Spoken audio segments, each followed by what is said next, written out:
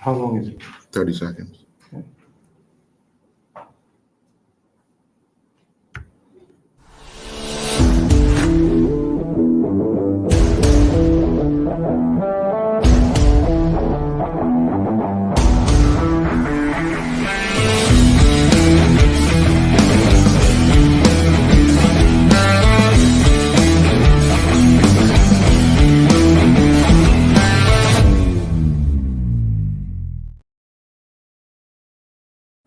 Yes, good morning, everyone. My name is Coach Nikita Robinson, and we are here today to officially announce the Senior Women's National Team for the inaugural Nations League, going to the Women's World Cup. I'd like to welcome the media, as well as everyone who is online watching this press release.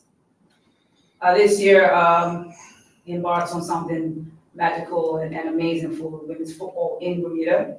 And being our first Nations League tournament, we are very excited. With that said, the women that will be representing Bermuda this year at the matches on September 22nd and 26th are in goals Corey Turner, as well as Dominique Brown, forward Aaliyah Nerlin, midfielder Akila Ferret, midfielder Ashley Tutors, defender Danny Watson, midfielder Ava Frazzoni, midfielder Jade Simmons, forward Janai Simmons, midfielder Jaya Radley Smith, midfielder Kashayla Birch Waldron, forward Jaden Masters, midfielder Carter Brangman, defender Koa Goodchild, forward Nia Christopher, forward Samira Lou Darrow, defender Sierra Fisher, defender Tasnee Fogler, midfielder Trinae Edwards, defender Victoria Davis, midfielder Chechele Dooning, forward Jose Smith, and defender Samara Darrow. These are the ladies that will be representing Bermuda as we embark on this great adventure. And at this time, I will take any questions from the press. Most notably missing is Leilani Nesbitt. Can you elaborate on her omission? Yeah, Leilani unfortunately picked up a slight injury during the Guernsey Island games. She had a slight hip flexor pull, and initially we thought that we would be able to get her really. She was very. It was a touch and go with her. This being her final season, and a player like Leilani looking forward to being in the shop window with the WSL, as well as on the UK side. I think that the player herself, knowing we have these matches and that it's not a one-off, didn't want to risk it. And so, we talked with the physio, she talked with the physio, and I think at this time it was best to allow her to get through these next few months with FSU. And we'll see where it goes. She is playing in a deeper role than we have her playing. So, these things happen, and we accept, where the player is at that time. Unfortunately for us, a smaller country, CONCACAF have these games in a tricky part for our college students. The bigger countries, their players are playing professionally, they have an international break. We aren't so fortunate at times. We planned for this. We knew this was a possibility, especially with the role that they only now plays at FSU. Sorry. With 2 games back to back, do we have, in the event that someone gets injured, do we have a standby list, or this is the nucleus of girls you're playing with? Yeah, this is the nucleus of girls we're playing with, and we have 22 that we can select. It's 23 total. We have 22 that we can select for any game. We have 5 subs. I'm not anticipating we're gonna have that many injuries, but yes, we do have a standby list, and if someone, players that we need to call upon, we have a standby list of about 5 players that we know we can call upon at any time, should we need to take them with us to St. Vincent. It's everybody on this list is available for the St. Vincent game as well, after we play Dominican here? Unfortunately, we will lose the services of Nia Christopher and Jaden Masters, who must return back to their colleges for matches immediately. Nikita Samuel from Royal Gazette. You said there about the loss of Alani, obviously Nia for the second game. Big loss for you, but is it a chance for someone else to maybe take their claim and step into that void? Oh, absolutely, yes. We'll have some under 20 players that will be a part of this match. Aaliyah Nolan, another notable that has been recalled after her injury, definitely will step up and be able to fill that role. But outside of that, we have the players. Nia and Jaden, yes, going to be a miss, but we have players that are just as comfortable and can do the job. For the first time as coaches, we feel that any player can step in at any time. Before if a little crunch happened in training, I was like, oh my gosh, but now if a little crunch happens in training, it's like, yeah, we got the next person to step in and do the job. Yeah. And obviously only the group winners qualify automatically for competition. That's got to be aspiration for you guys, right, to take that number one spot. Absolutely, and we know, and not really negate any opponent, but we are aware that Dominican Republic haven't played them before on a few occasions. It's a team that we must conquer, and we have them first. And we're actually happy to have them at this time with the space that the players are in. So this first game is going to be very, very important for us, as we do know we have to win the group. And that is why I think that the players are in the position that they are headspace, because they understand the importance of this match on the 22nd. And being at home as well, I guess, as any coach, you want to start for home, right? And hopefully in front of a big crowd. Oh, absolutely, no doubt, we'll have a big crowd. People want to come out and see the Island game. We'll have a winner, so we anticipate having a good crowd and we anticipate having a good showing. So we were very excited that the draw worked in that favor of us having what we deem the toughest opponent in the group at home for the first match. And you mentioned the Ireland games. Some girls amongst the squad who would have been part of that Gold Cup, the goal success. How important is that to have that experience for those girls to step in and sort of build that momentum? Oh, it's amazing. To be honest with you, there's only two players, Leilani and Nesbitt and Emily Cabral, that's not a part, that was a part of that gold medal team. So absolutely buzzing to get back on the field and to play, as a group. Obviously, we'll have some changes that I'll have to make as a coach, but it's a headache that I'm excited about.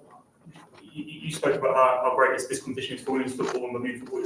There's been a real renaissance of women's football in the island in recent years, the under-15s to the Island Games. This seems like another major step to really put women's football in the focal point and prominence. Yeah, absolutely. The exciting part for me is that we spend a lot of time as Bermudians, our players, our younger players, looking up to older players or other players from other countries.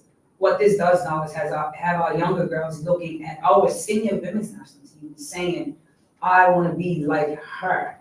This is the poster that, and our marketing committee is great. So, I know posters will be coming soon, but I want my under 15 to have a poster of Ava Fazoni, the senior women's national team captain, in her room, as opposed to a poster of the U.S. women's national team captain or the Jamaica national team captain, or right now the Spain national team captain. So, these successes, these girls have worked hard for a very long time, and they are now benefiting from those hard 7:30 morning sessions that I know that like, this coach is crazy, or there's extras in the gym, or just showing up. I was speaking earlier that my girls, it's a hurricane, they want to train today.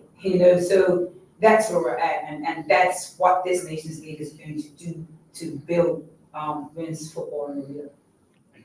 Do you anticipate having a camp before Friday's match? We're scheduled to have a match on Sunday. The majority of my players, again, I'd love the men get to get their players a little early because they have international breaks, but colleges, professors, different things. So I don't get my players early enough to have a camp, so to speak. So my Tuesday session, Wednesday session, and my official training session will kind of be a camp. Island Games was our camp, and we saw enough. And we know that the players have gone from strength to strength based off of videos they are sending me, based off of their hunger. So don't necessarily really need a camp to tweak some of the things that we need to. Emily and Leilani, huge losses on the starting lineup. I especially of the semifinal. Emily missed the final because she got the injury during the semifinal. But no, I'm happy. I'm very excited about the space these girls are in. So a camp may be a bit much. I don't want to be running to the ground too much. But we are in pre-tour camp mode, so to speak. One major concern is next week is anticipated another big blow like we're having, anticipating today and tomorrow. How does that affect preparation and the mindset of the coach and the players if there's a reason why we won't be able to play? Yeah, that's tricky actually. When that came across my desk yesterday, I was very impressed. It's exactly for the rest of the day because we are in that space of ready to go.